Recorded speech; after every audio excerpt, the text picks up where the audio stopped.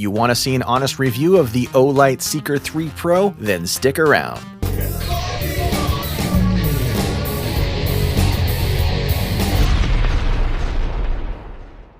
Upon unboxing the OLIGHT SEEEKER 3 Pro, you'll find a pretty blue holster that you probably never use. The SEEEKER 3 Pro itself, a 21700 3.6 volt 5000 milliamp lithium-ion rechargeable battery, a 2 amp magnetic charging cable, and of course the instruction manual. The SEEEKER 3 Pro is rated IPX8 water resistant, has an impact rating of 1.5 meters, and weighs just over 200 grams or just over 7 ounces with the battery on board. I'll leave the tech specs from the manual on the screen right now so that you can check them out just in case there was anything I forgot to cover in this review. So hit pause right now to check out the specs.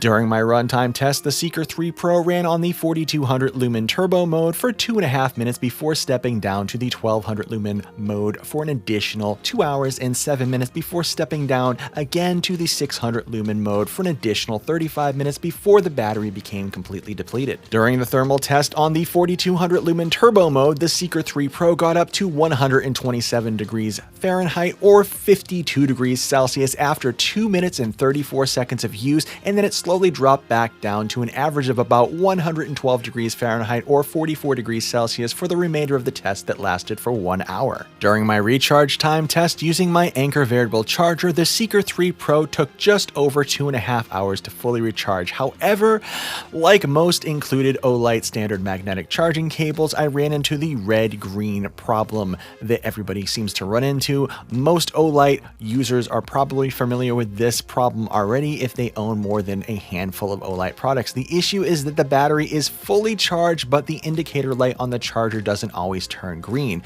So you end up having to take the charger off of the light and then putting it back on, and then it turns green.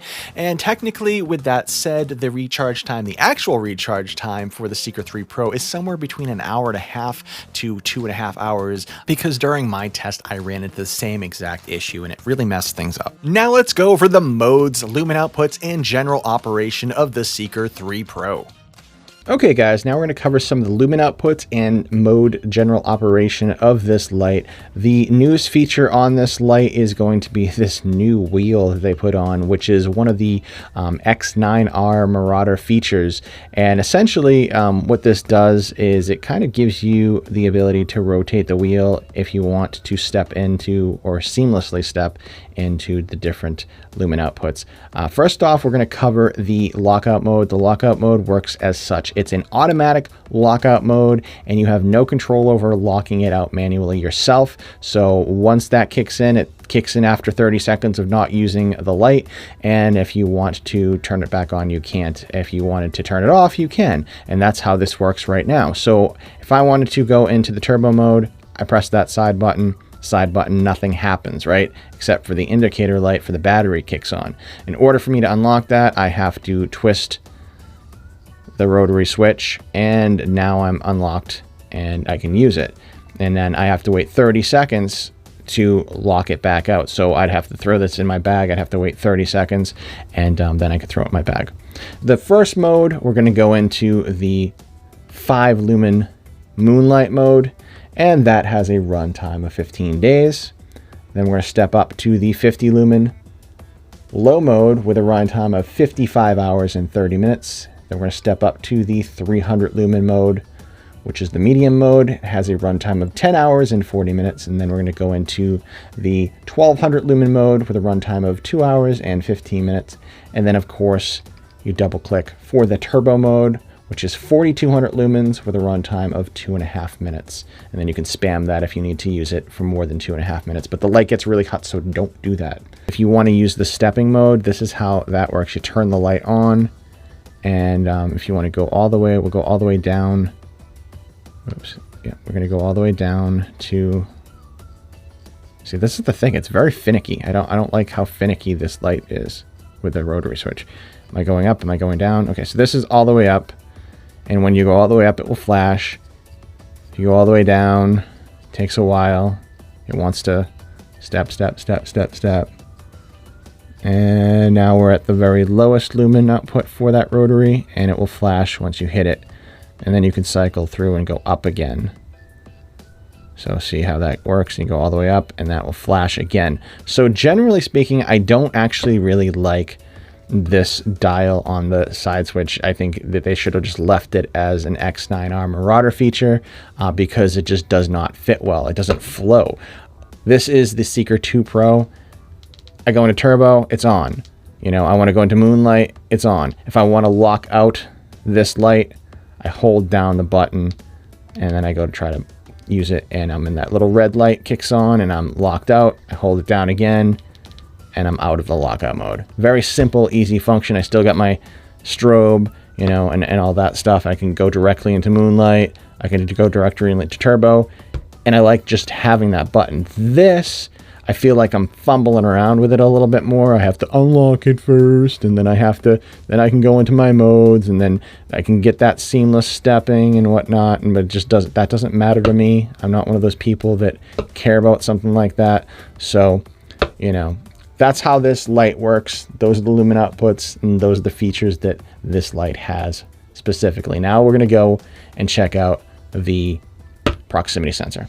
One of the newest features of the Seeker 3 Pro is the extra lumen output. The Seeker 2 Pro only had a max lumen of 3200 lumens, whilst the Seeker 3 Pro packs 4200 lumens. Not to mention the slightly better run times, and when I say slightly, I mean it's literally a matter of minutes. It's barely worth mentioning.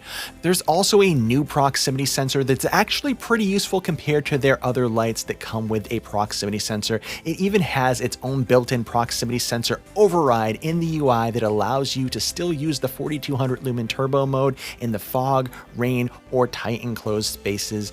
Personally, I use the prox override when shining my light out of a window. Here, I'm going to give you guys a brief demonstration of the proximity sensor, and I will say that I'm actually quite impressed with it, so I hope you guys enjoy these tests. You can see the little hole at the top of this light right there on the lens.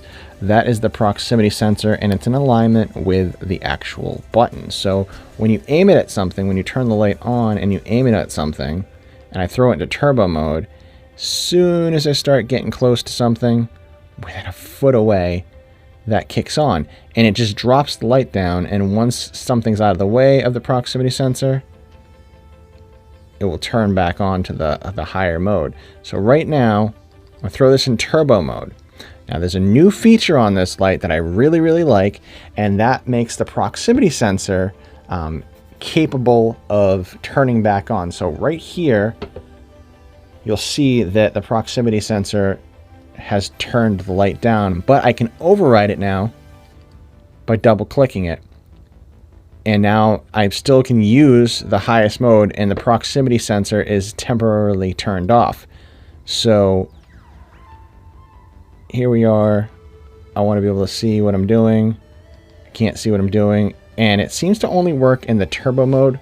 So say you're looking out your car window, it's raining out, you don't want to open up the window, you just want to shine it out because you see something in your yard when you're pulling in your driveway at night, then you don't have any lights on or something for whatever reason, you can override this and you can see whatever you need to see. Let's do a fog test now. Okay, so we're going to conduct this test right now. I'm going to throw this into the turbo mode. You can see we got some fog going on here, and you'll see the proximity sensor keeps going on and off. As we get into the fog, you'll see that it keeps dulling the light down.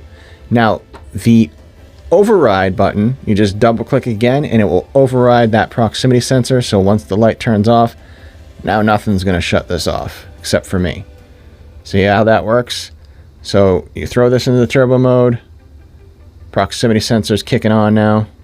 So we get into that fog, proximity sensor will kick on. See how it's still on? So I have to like kind of get out of the way of the fog. And it's still on, it's still on, it's still on. Oh, now it's off. Now I want to override it. So you just double click again. Boom. You got a proximity sensor override.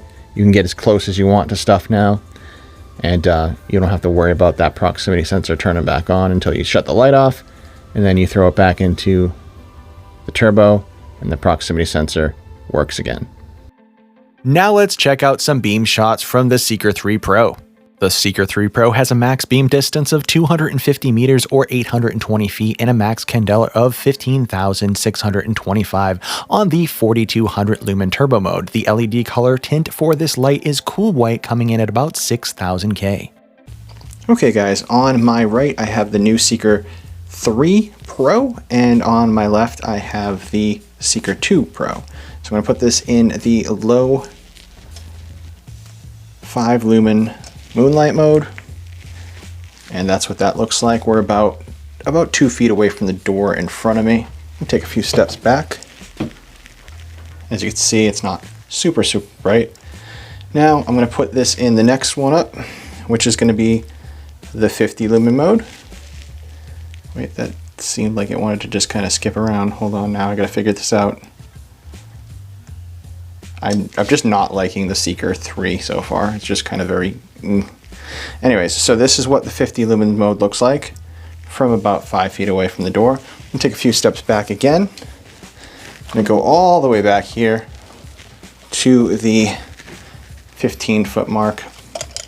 And now I'm going to put this up into the 300 lumen mode, I think.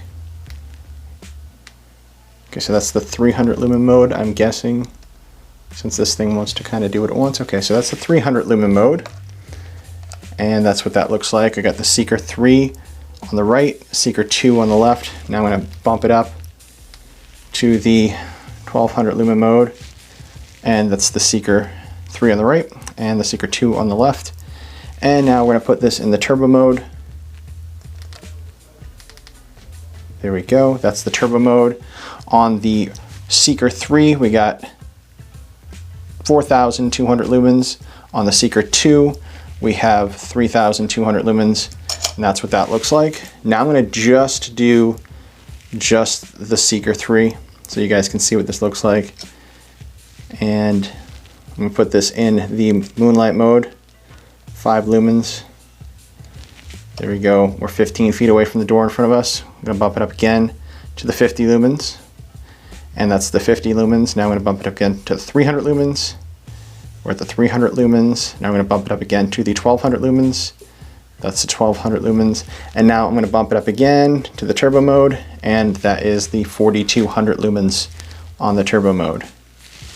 And then I'm going to bump it up with the 3200 lumens on the Seeker 2. So that's what that looks like. Technically, this is what it looks like in front of me after I adjust the ISO, but it's very bright. Now I'm going to take it outside and I'm going to put it in turbo mode. I'm going to do a side-by-side comparison of the beam shots. Now, guys, I got to keep in mind that both of these Seekers go out to 250 meters or 820 feet. So let's check out the beam shots on this outside. All right, guys, so I have the Seeker 2 on the left.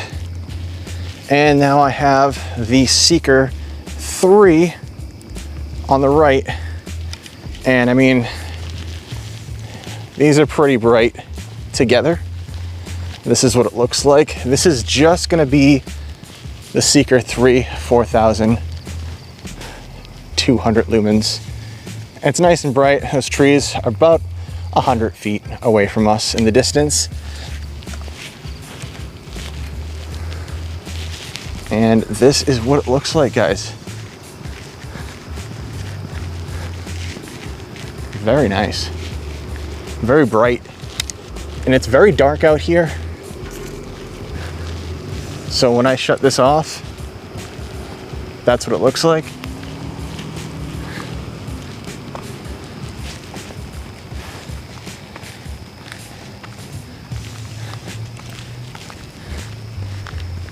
It's nice and bright, but here's the thing, guys.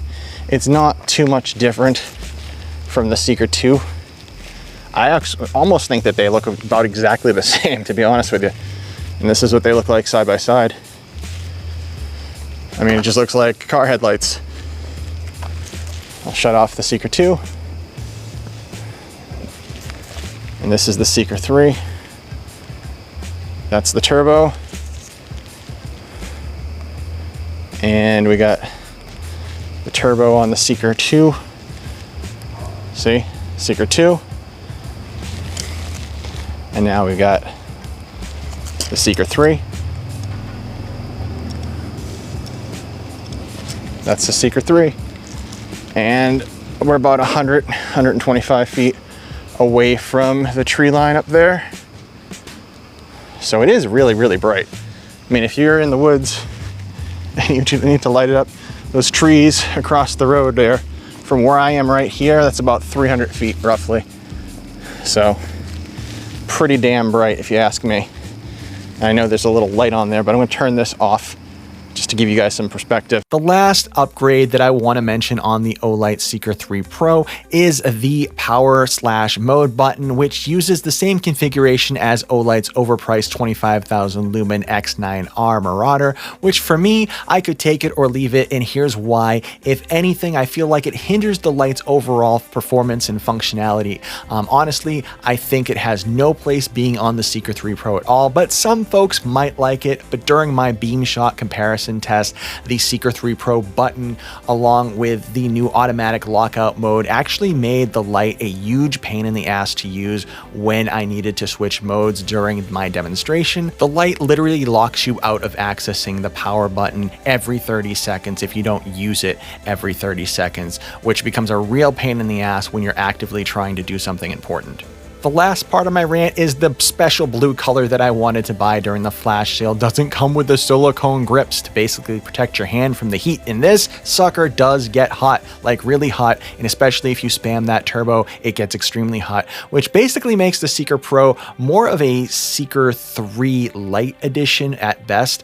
I really wish they made the blue version with the silicone grip. And I really wish they skipped the OLIGHT Wolfpack nonsense art that only OLIGHT Sean thinks is a thing. Well, guess what, Sean? It's not. So overall, the Seeker 3 Pro is a slightly better version of the Seeker 2 Pro when it comes to the runtimes and new proximity sensor feature, but it lacks the workhorse spirit that the Seeker 2 Pro brings to the table, because the Seeker 3 Pro gets really frigging hot and a lot faster than the Seeker 2 Pro because of the extra lumens and of course the 4 LED configurations. So yes, I like the Seeker 3 Pro, but I don't love it. But I think that some of you will enjoy it, coming in around $140 on the OLIGHT website with a 5-year warranty. If anything, I would have loved to see a Seeker with a tail switch this time around, but I guess we'll just have to wait until the Seeker 4 comes out, which will probably be called something else altogether, maybe the OLIGHT Bullpup, I don't know. I hope this video has been helpful. I'm more than likely one of the very few reviewers on YouTube that has reviewed this light that isn't a paid OLIGHT influencer. I pay for all of my OLIGHT products out of pocket, and when I show them on the channel, at least you know that you're getting an honest review rather than an OLIGHT sponsored advertisement. So with that said, don't forget to like and comment, and of course subscribe to the channel. My analytics have been showing me that only 10% of the viewers on the actual channel are subscribed to the channel, and I would love to see a subscriber count of 50,000 subscribers versus the less than 5,000 subscribers that I currently have, especially since I put a lot of work into these videos and I pay for all of my own products out of pocket unless otherwise specified in the video. So thank you guys for watching. This has been Prepared Guy, and until next time guys, stay prepared.